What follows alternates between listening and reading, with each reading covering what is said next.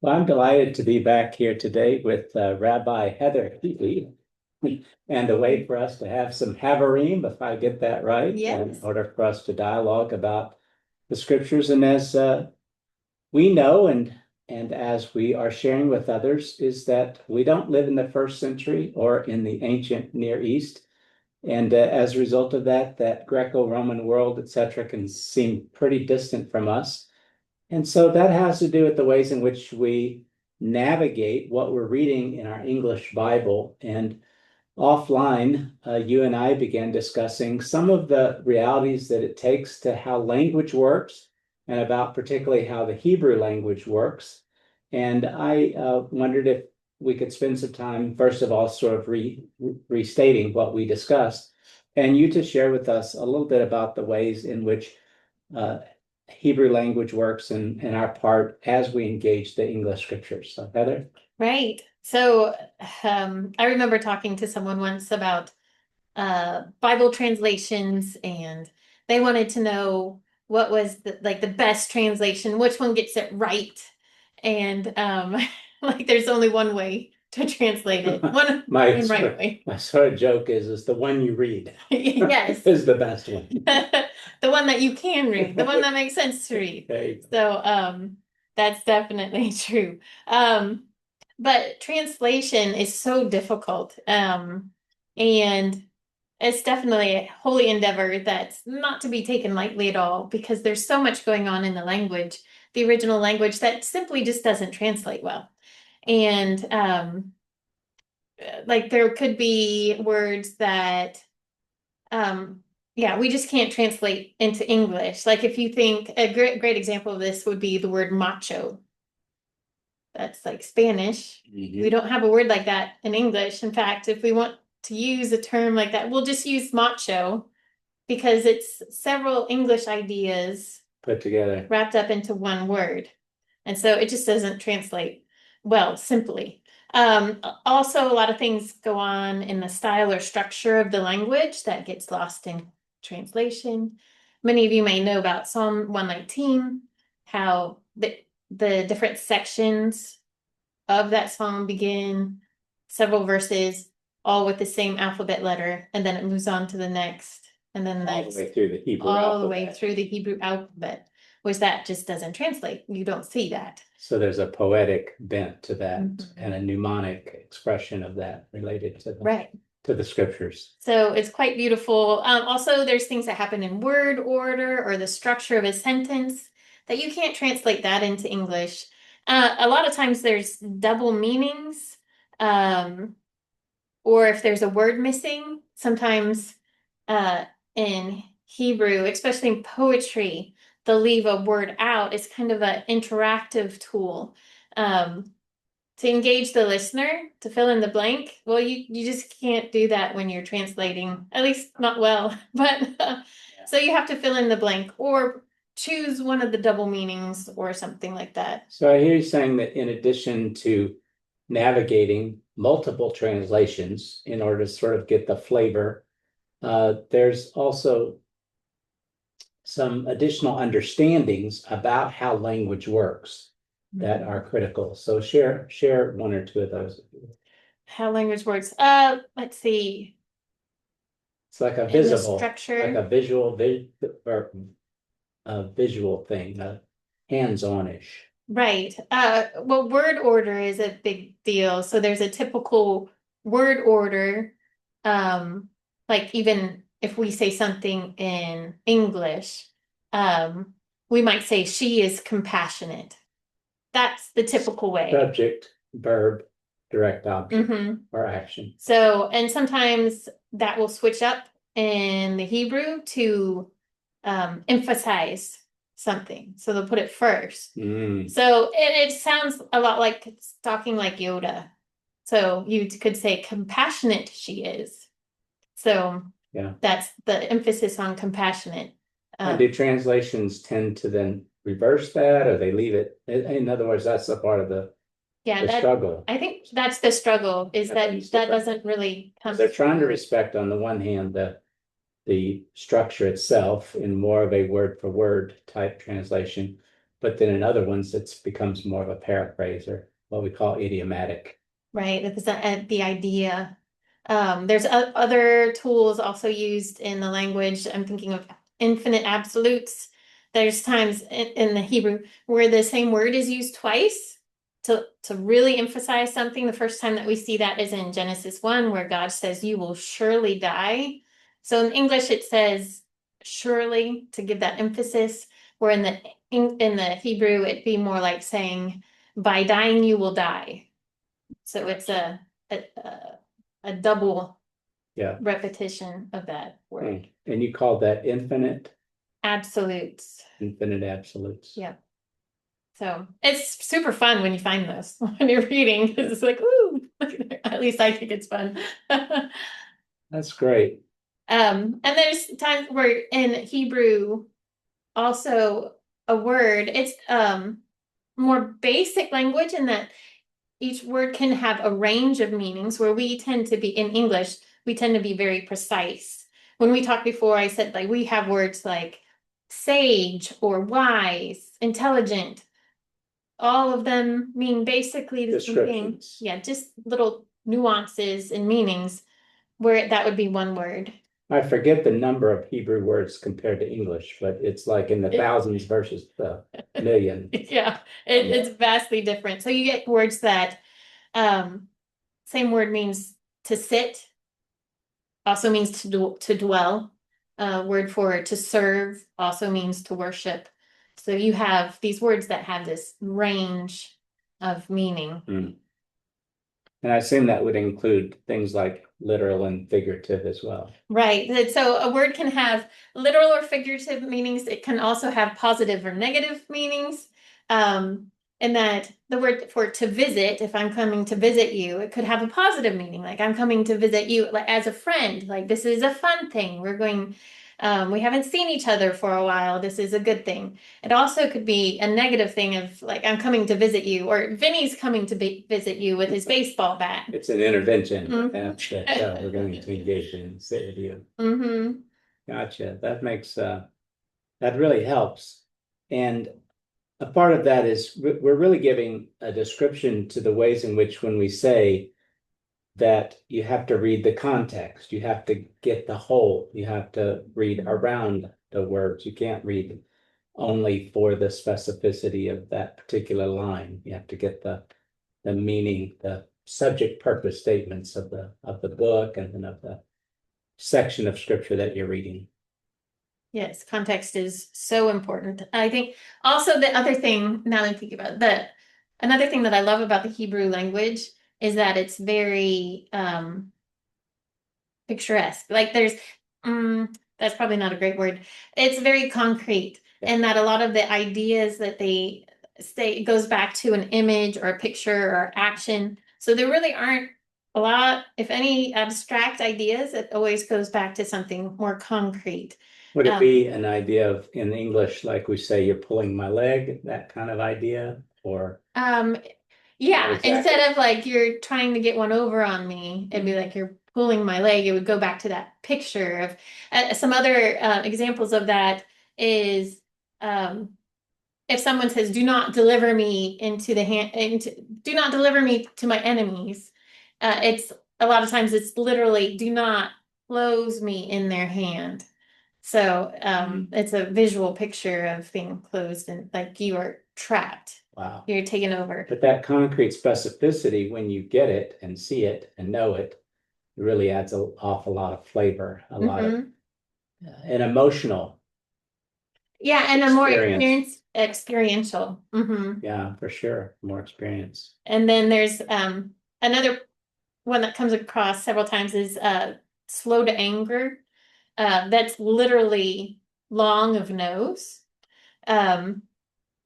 A lot of the emotions go back to facial expressions.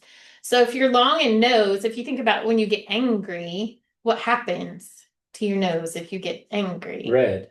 It gets red. So actually that comes up in Hebrew too. If they're red in the nose, they're angry or hot in the nose. The other thing is that if you get angry, your nostrils flare. Oh. So they get wide. Gotcha. So if you're long of nose, that means you're not angry because your nostrils are not wide, they're long. So it's kind of fun. That's new. That's Mhm. very interesting. Thank you. All right, what else on this subject? Let's see. And then I'm hoping that we can illustrate this in some I think ways today. I've heard so many perspectives over the years of reading in English or reading in Hebrew or different languages, or different versions, rather. Um, I think my main takeaway from all of this or perspective on it is that there is a time and a place, a value for everything. Yes, you're going to get deep meaning out of reading in your English translations, and you'll have meaningful experiences with God.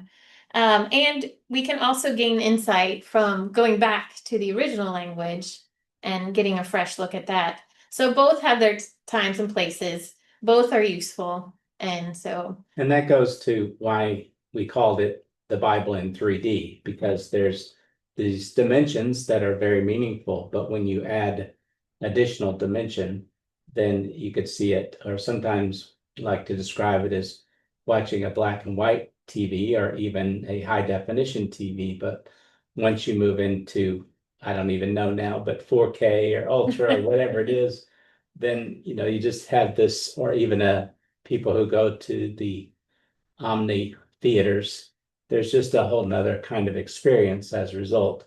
And so we're dependent upon those who take the time to learn the language in its original expressions, like yourself, as well as those who are thinking about the Jewish culture and the uncovery of archaeology and those kinds of things in order to help us to be able to experience an even fuller experience. It's not that we can't know everything we need for discipleship and for salvation already. We have that, but there's just this richness that comes with it. It's what I hear you describing. there is. And so one of the things when we were talking that I've thought about as far as this time together is of those original surprises of verses that I'm familiar with English growing up throughout the years, and then now reading them in Hebrew, and then almost doing a double take of wait, it says what? Like it uses what word? And how that has brought additional meaning. Well, before we jump into a couple of those that I know you brought to us today, I just want to thank you for the work that you've been doing in order to learn these languages and continue to grow in them. And then also some of the resources that we're going to talk about later that you provided. And then your willingness to share those with us because we can benefit from these as well. So if you're ready, let's jump into the first one. All right, let's do it. Um, so we'll take a look at two verses today. And the first one, probably, I would say the vast majority of people will recognize. So I'm not even going to give the verse yet. We'll see if you can guess it or come up with it, or at least the chapter where it is. It says, "Surely goodness and mercy will follow me all the days of my life." Teacher. Okay. Are you jumping up and down in your seat? That'd be Psalm 23. And reading, "The Lord is my shepherd. I have all that I need. He lets me," I'm reading out of the New Living Translation. "He lets me rest in green meadows. He leads me beside peaceful streams. He renews my strength. He guides me along right paths, bringing honor to his name. Even when I walk through the darkest valley, I will not be afraid, for you're close beside me. Your rod and your staff protect and comfort me. You prepare a feast for me in the presence of my enemies. You honor me by anointing my head with oil. My cup overflows with blessings." And all that's so rich already, having read some resources available on the work of shepherds and sheep. But then verse 6, surely your goodness and unfailing love will pursue me all the days of my life, and I will live in the house of the Lord forever. Right. Very good. Yay. Psalm 23. On 23. So we're looking at verse 6. And the section that I read was in the NIV. "Surely goodness and mercy will follow me all the days of my life." So first of all, I wanted to talk about that word mercy here in the NIV, and I believe the New Living said Your loving goodness and kindness, unfailing love. unfailing love, unfailing love. So that word in the Hebrew is hesed. Some of you may have heard that term before in Hebrew. Hesed is difficult to translate. I think all the time it's weakly translated. I still haven't like trying to be imaginative and coming up with something creative and Maybe it's like once we understand the word macho. it is exactly we ought like to the use the word word macho. hesed. I would love to use the word hesed Okay. instead of plugging in Let's a do it. weak English alternative because hesed has actually three English ideas wrapped up all into one word. First, and there's nothing like it in English whatsoever. First, there's an emotional component. It's a deep love. Then second in that is an action. So it's active. It's an active love that moves toward and acts on behalf of the person that they love. So it's active. It's doing something. The third part is commitment. It's deeply devoted and it endures forever through all things, all time. So it's a very strong word that I think comes across very weakly in The English. closest I come up with is a mother's love. Yes. And actually, when I was studying, I did for months, I just studied the word hesed and all the places that it's used in the Bible. And its root goes back to a bowing of the head. So you're looking down.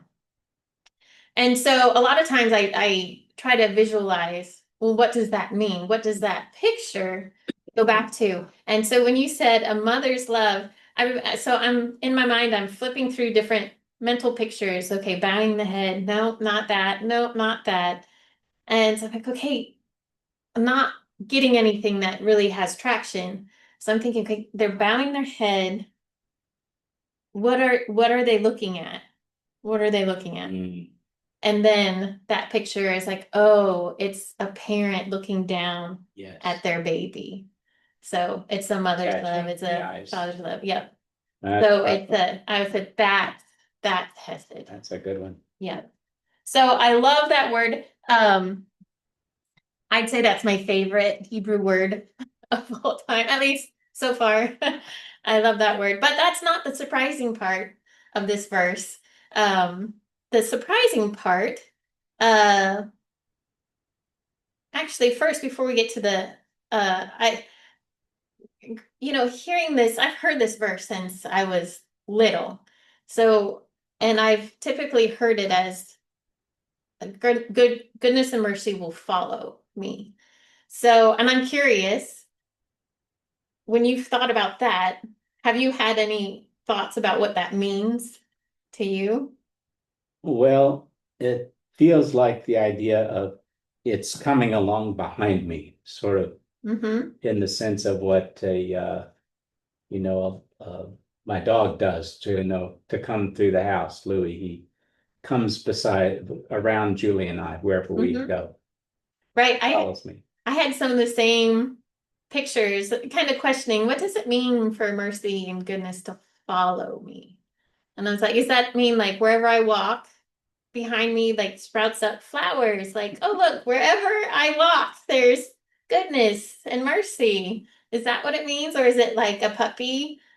Like, oh, look, Yeah. goodness and mercy, they're tagging There they along go. with me. They're just right there behind me. And so it's just been, I could guess, kind of a question of what exactly does that mean? Okay, so goodness and the mercy. New Living Translation sort of starts to go towards pursue. Pursue. Yeah. Yep. Where else do we find it in other So, places? if we look at a couple other places, we'll just look at two other places, although this word is used a lot. Several different places in the Old Testament. One is Hosea chapter 8, verse 3. I'll let you read it if you have it. Okay, and the second one we're going to look at, I don't know if you want to look at that one, I will. is 1 Samuel chapter 2, verse 28, the Okay. second part. First Samuel 2:28. Yes. Okay, so Hosea 8:3 says, so I wonder if you can find where the word follow is used here.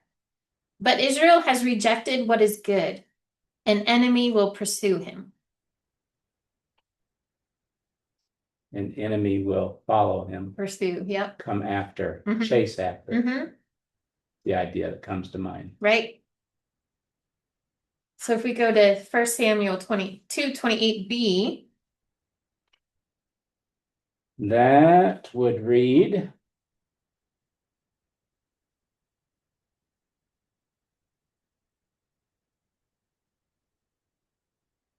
starting with probably something like the king of Israel. To offer sacrifices, to wear the priestly vest. That's talking about Aaron. And I assign the sacrificial offerings to your priests. I'm in the wrong place. 1 Samuel 2. 28.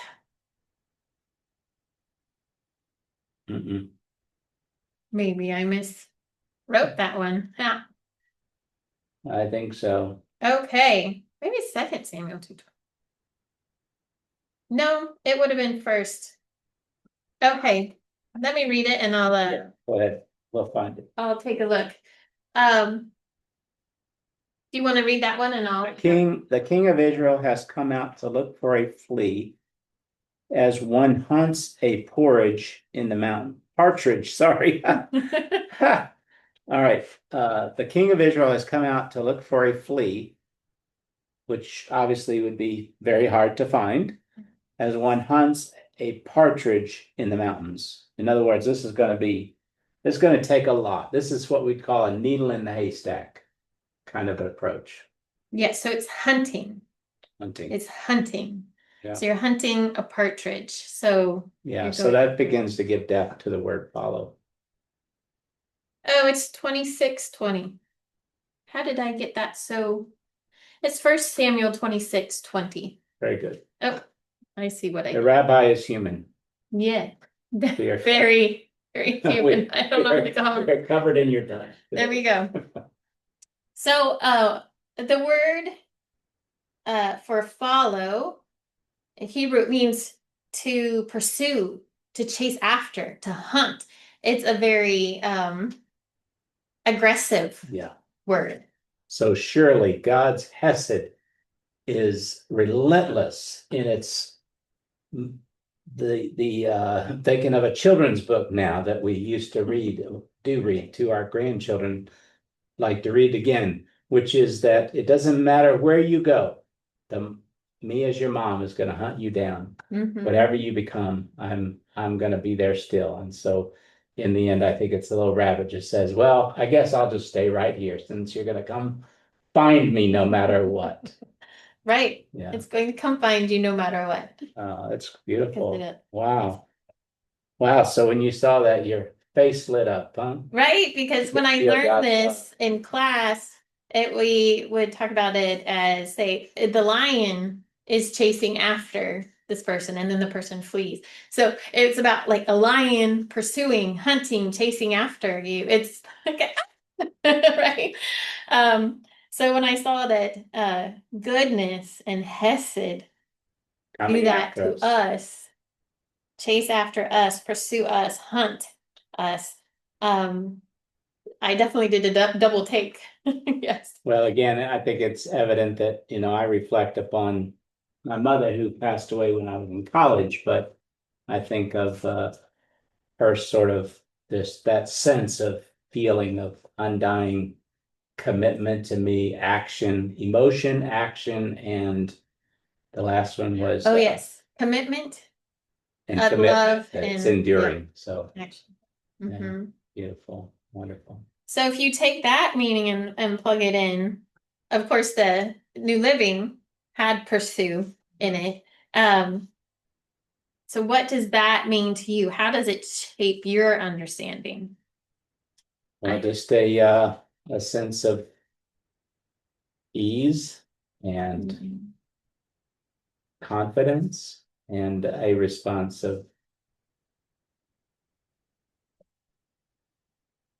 commitment back, a way of saying, I'll keep the faith. I'll be true to what you've called me to do and not give in. How about for you? That's beautiful. It's like I know you're not going to forget about me. Yeah. So I want. I reciprocate Yeah. the love. That's The way we say that is he loved us first. And Mhm. we love him back. Yeah, for me, it's a picture of God's pursuing love, that he doesn't give up. He always gives chase. He's always in pursuit of us. That's how much he loves us, how much he wants us. It demonstrates the energy that he puts forward into redeeming us. Mhm. He's not sitting back on his haunches. He is actively pursuing us Right. and our redemption. And I love like this psalm. It's a beautiful picture of the shepherd whose goodness and hesed it refuses to quit. It's relentless. So it's beautiful. Awesome. Thank you. All right, you have a second word for us today? All right, our second verse is Micah 7:18. Right. Do you have that or do you want me to read it? I'm a little slow on my Bible drill today. Oh, Amos, Obadiah, what? Micah. Oh, Micah. Obadiah, Amos, Obadiah, Micah, Micha. Obadiah, Who Jonah, like Micah, you? after Jonah. There we go. Micah what? 7:18. 7:18. It reads like this. Once again, you will have compassion on us. You will trample our sins under your feet and throw them into the depths of the ocean. Trample our sins. Pardon our sins. Is that the Oh, well, that's interesting. that's a curious That is. translation, huh? It is a curious translation. A range of meaning. So my version here, the NIV says, "Who is a God like you, who pardons sin and forgives the transgression of the remnant of his inheritance? You do not stay angry forever, but delight to show mercy." I'm surprised. Does it start with who? Who is a God like you? I don't remember. 7:18. 18. Where is another God like you? There we go. Sorry, I read 19, didn't I? Where is another God like you who pardons the guilt of the remnant, overlooking the sins of his special people? You will not stay angry with your people forever because you delight in showing unfailing love. All right, well, I've misread. There we go. I was If we had- concerned I had the wrong. If we had an editor, we would edit. But we don't. So we're we're just gonna trying to get what we got. You get the live take. Here we go. It's like watching it live, just different. Exactly. Live with Heather and Rod. So there's so much here in verse 18 and verse 19, but we're going to focus on one word that surprised me first or the most. There's another God like you who pardons the guilt of the remnant, overlooking the sins of his people, special people. Okay. And it says, Sure. "Do not stay angry forever." So again, we have that red nose and and actually there we also have a change in word order where mercy, it says he delights to show mercy. It's mercy. No, is it delights? I can't remember. There's a change in word order there. In order That's to emphasize the word order, the earlier comes, you can wonder, is that right? It's not a have to, but you can wonder if a word comes earlier, then that's to be emphasized. Right. Yeah. If it's out of normal word order. Okay. Yeah. So what we're going to look at is that word pardon. So what does it mean to you for God to pardon sin? Well, the way that I think about it is something along the lines of, I show up with a buddy at Chipotle and he reaches back and goes, I forgot my wallet. And I'm like, don't worry about it. I got it. So I've pardoned him by taking responsibility for his oversight at some cost to myself. Mm. Yeah, that's good. I think of someone that's in jail, something, or going to go to jail. They're guilty of a certain crime. And then The say the governor, governor or the president pardons them. Yeah. Not that he takes away the guilt, that's they've been Overlook. declared overlook is to guilty, but they don't then serve out all the pay time. the consequence that's given. So for me to, let's see, a God that pardons sin. And that's So- not wrong, I'm assuming, Mhm. No. but you're about to take us to another dimension. Mm-hmm. Right. So for me, the act of pardoning or forgiving, which the word for forgive is interesting too, but that's not for this time. It's more of an abstract idea to me. And we talked about how a lot of times those abstract thoughts that we have in English, in Hebrew, they go back to an action. So here, this is an example of that. So take a look at a couple other places, two other places where this word pardon is used. It's actually used a lot, like 1,000 times. Wow. This word is pretty popular. So Psalms 126:6. Reads, those who go out weeping, carrying seed to sow, will return the songs of joy, carrying their harvest sheaves with them. So you're going out hoping, I guess the weeping, the idea of weeping. You're hoping that you won't go hungry. You didn't have a good crop last year. Carrying the seed to sow, you put it in the ground, do the work that you will return at the end of the season. You'll return back with a harvest of abundance. That's the way I'm reading it. Mm-hmm. Okay, where does the word Words pardon. pardon show up? Word pardon, actually, the idea is twice in that verse. Will return? It's not real return. No? No. Help me out. Why don't we look at the second one and we'll see what's common between both of them. Okay. So the second verse is 1 Samuel 10, verse 3. Just going to look at the last part of that verse. One will be carrying 3 young goats, another 3 loaves of bread, and another a skin of wine.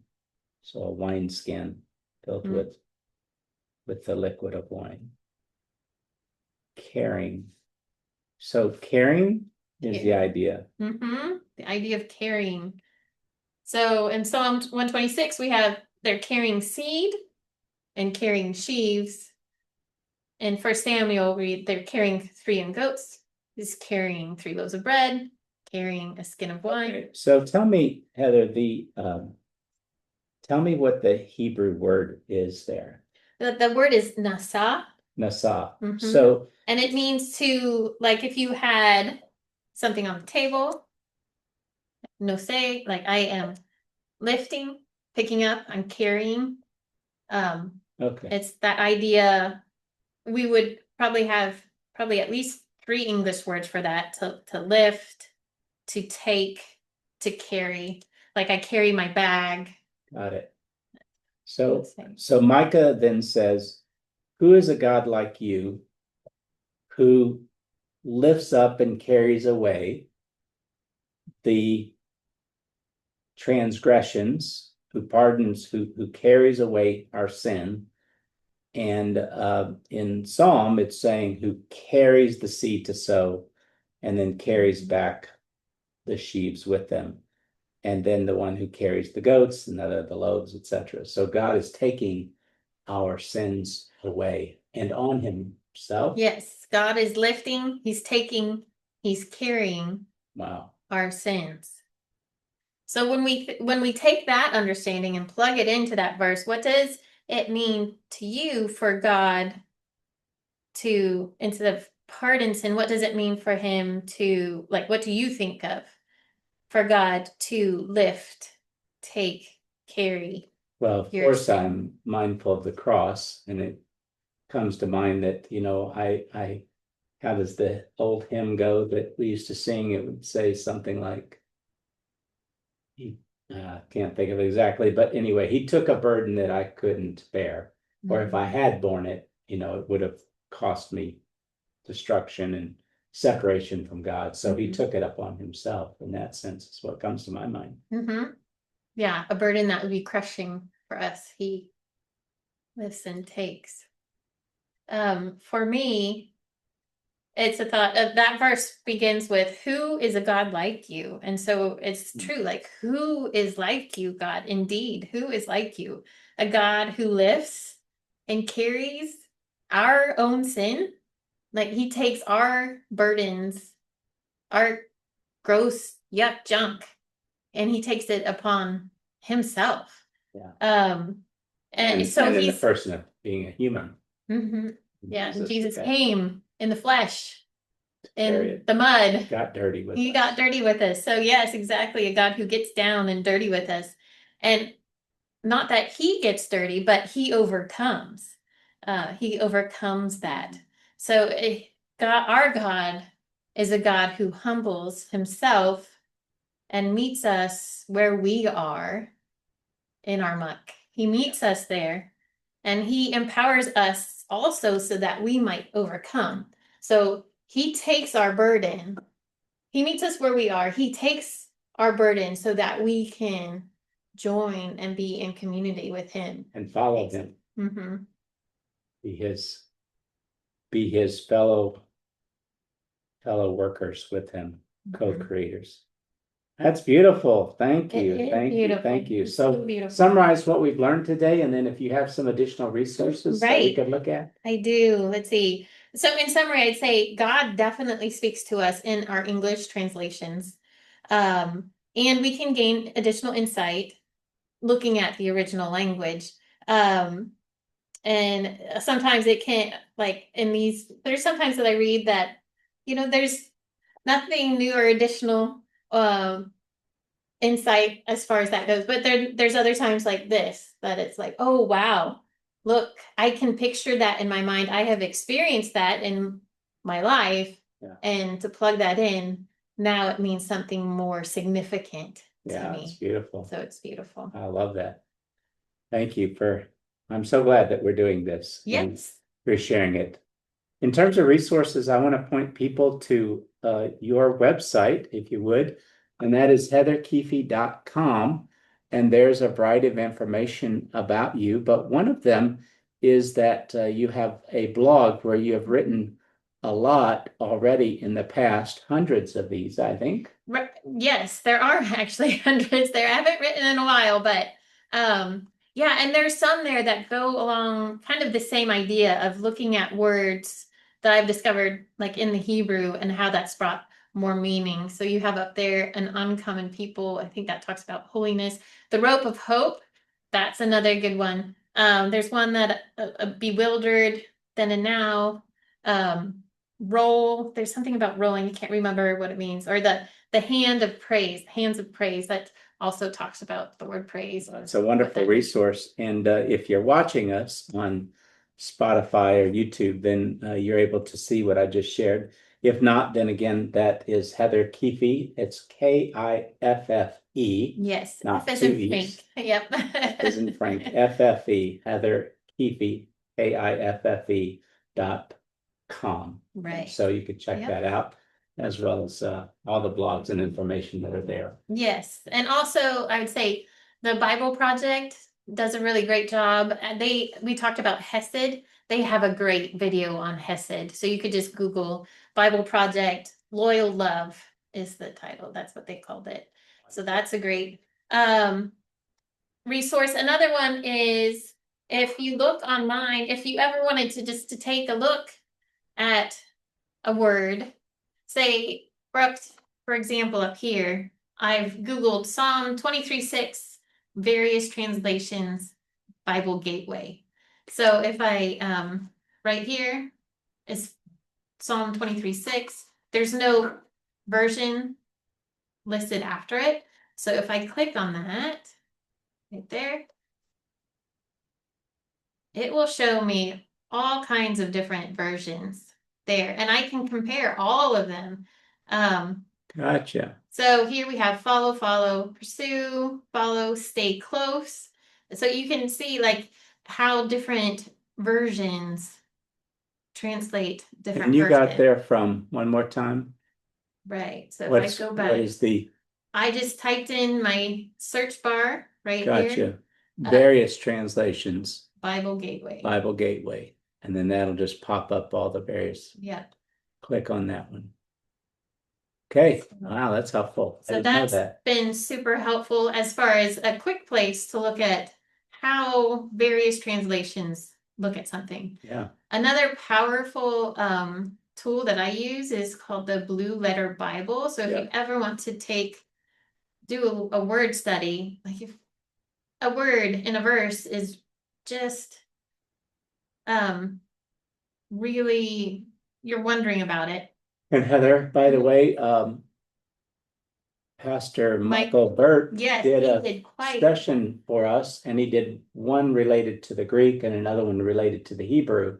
And so that's available on our channel, and I'm confident I've also put it already, I know I did, over onto Spotify and Apple Podcasts. So you Yes. could listen to that as Yes, well. I looked at that That's one. best really seen if you follow along with him.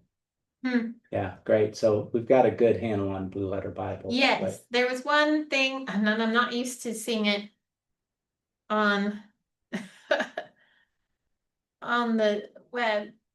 So let's see. I should have looked at this. If we just go, you can look at an interlinear version. Yeah. And let's see.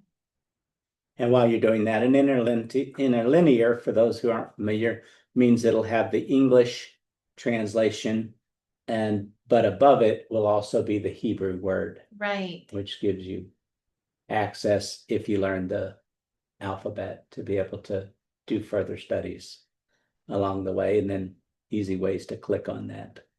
So down here under study, it says inline interlinear. Okay. I'm going to click on that. Oh.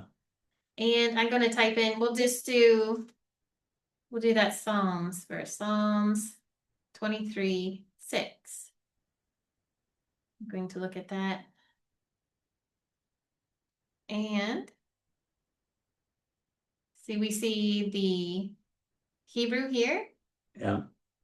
And then up above it, the English version or English word. So you can click